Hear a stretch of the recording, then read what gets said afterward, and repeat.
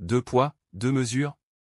D'un côté, l'Algérie accuse le Maroc de spoliation de ses biens immobiliers à Rabat. De l'autre, des documents confidentiels révèlent un plan secret, la confiscation de la résidence de l'ambassadeur marocain à Alger. Le magazine Jeune Afrique lève le voile sur un double jeu ahurissant orchestré par l'Algérie. Des documents confidentiels exposent la duplicité du régime militaire algérien envers le Maroc, semant le trouble et le questionnement. Que cachent ces documents?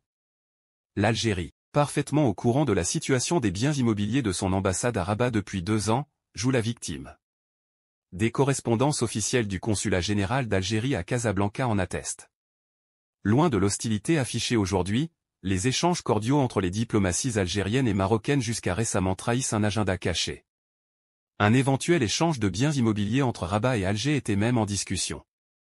Comble de l'hypocrisie, l'Algérie s'apprêtait à confisquer la résidence de l'ambassadeur marocain à Alger. Sous couvert d'un prétendu plan d'aménagement urbain, la note verbale du 14 mars 2022 révèle la profondeur de la haine du régime militaire envers le Maroc.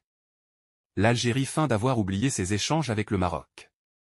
Les documents prouvent pourtant sa volonté de céder l'immeuble jouxtant le siège du ministère marocain des Affaires étrangères.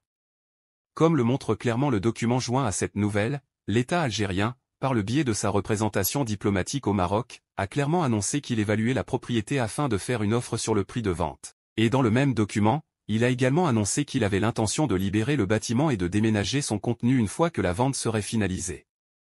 Face à ces preuves accablantes, une question brûlante se pose. Jusqu'où ira la duplicité de l'Algérie?